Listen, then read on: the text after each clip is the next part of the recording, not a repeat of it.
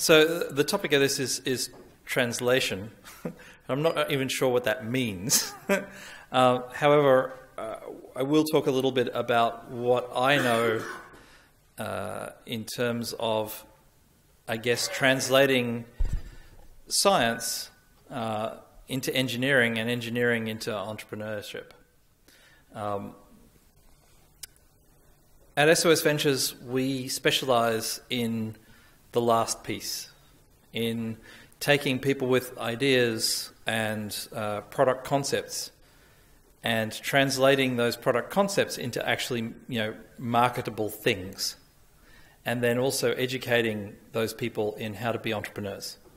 And the word entrepreneur is a very interesting word.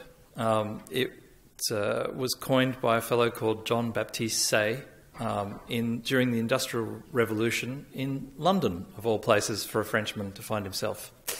And what it means is to undertake, and if you read his works, his writings, the thing that impressed him the most was that the Industrial Revolution had all these people that weren't the aristocracy, and they weren't the peasantry. There was this new class of people that he had never seen before that were getting things done. And he coined the word to specifically refer to these undertakers, these people who would undertake things, entrepreneur. Nothing has changed. So you have the aristocracy and you have the entrepreneur. Now, what does the aristocracy look like today? And please don't take this as a pejorative, but the aristocracy today looks like big business and it looks like academia. It looks like, pretty much the entire mechanics of our, learning industry and the entire mechanics of our major corporates. And the aristocracy has a few characteristics. They are interested in things other than base commercialism. They are interested in increasing complexity and exploration, which are fine things. Right? I am a huge supporter of pure research. But pure research tends towards finding the next most biggest problem to look at and to dream the bigger dream, which is great and useful, but it rarely results in a product that you can sell tomorrow. I have heard for my entire life that the innovation is coming in 10 years' time. And 10 years later, it still isn't there. When you look at big corporates, they're the other side of the aristocracy. They're we already know how to do it, and we do it best, so don't tell us what to do. And that mentality is absolutely the opposite of innovation. In fact, I have been through a number of large corporate innovation workshops, and I can tell you that no innovation actually occurred in the workshop. And in fact, no innovation could occur in the workshop. I think if you're in a company that has more than 500 people in it, and you use the word innovation, it is because you don't know what that is. And anyone who is given the title of innovation officer is surely on a sinecure and nothing else. So, in the computer industry, and it was mentioned before in the 70s, there's a flavour of the aristocracy of the time, which was the MIT and the other high-tech, universities, and the big corporates like IBM and DEC, Digital Equipment Corporation, felt they had a pretty good handle on computer technology and where it could go. We got these amazing quotes, like, IBM said that they, a bit earlier on, they said, we think there's a market for maybe 5 or 6 computers on the earth, and that we'll have 90% of that market share. And that was their mentality. In the 70s and 80s, the entrepreneurs got their hands on the technology. Just like in London, the engineers and entrepreneurs got their hands on steam power. In the 70s and 80s, I got my hands on silicon.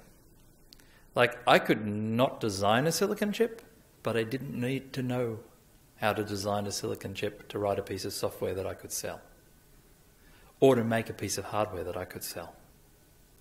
And neither did any of the other entrepreneurs that made their fortunes in that time. Right now in synthetic biology, we are, I think, at some level, we're at the stage where there are products that could be made by entrepreneurs and engineers, and we don't really need to know how they work. We just need to know how to make them, ship them, sell them, fix them, and ultimately make a profit from them. It's not the place of research. It's the place of iteration, test, and sell. And as an entrepreneur myself, I am always looking for the simplest thing you can do, the smallest, least effort, most inexpensive thing that you can do to create something that you can sell and make a profit at. And that might seem base, but the reality is, as Sean said before, the harder it is on you at that time, the greater the constraints, that's what gives you real innovation. That's where you do crazy stuff. I mean, looking at what's happening in La Palisse in France, with no money, that's a fantastic example of how much you can achieve with no money. The no money itself actually creates the value, in a way. What we've discovered at SOS, though, is that you can accelerate the process of turning good intentions and good ideas into products and companies. And you need a few factors. Companies are rather simple to set up, but most people don't even know how to set a company up. Companies are rather simple to manage, but most people don't know how to manage a company. Brands are more complex to build, and the language around brands are more complex, and nearly no one creates a brand, especially first-time entrepreneurs. And that's crazy because brands are actually where a lot of value is. When you work in a group and a team, you're productive. When you work in a room with 10 other teams all working at it, like iGEM do, you are exponentially more productive because the conversations are incredibly powerful. All our accelerator programs, and we've been doing accelerators for 5 years now, we have some of the most successful in the world, have all the elements and a very, very well-designed methodology and context that creates successful companies. And it's my feeling that we are at the stage where we can take some of the proven things in synthetic biology, some of the proven solutions, apply them to small problems in a small way, add in the entrepreneurs or the entrepreneurial training, because I can tell you, I've turned many an academic into an entrepreneur just through education and testing. And by testing, I mean the kind that is a near-death experience. We're at the place where we can take that through to a range of startups, of commercially successful, fundable businesses. And that's why we've set up SynBio Accelerator. And that's what I mean by translation. I believe that we can translate a lot of what is going on into commercial successes. And I think that we can do it in a range of industries. I do not believe that we are going to have initial success in the first batch in anything in the medical industry. Maybe a precursor, but not actually in applicable human medicine, possibly in veterinary medicine, but difficult. And I don't think that we're going to have much luck in the food chain, despite the nice pictures of yogurt that I saw that iGEM modified. But I do think that there are an enormous number of industrial applications. One of the things I was saying before, one thing that came up was, you can make biodiesel, but you can't make it very efficiently in terms of sugar in, calories in, calories out, and you can't make it very scalable.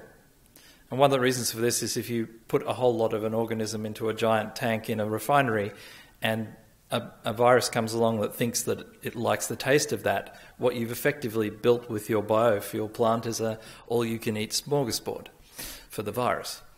But I think at a small scale, that doesn't matter.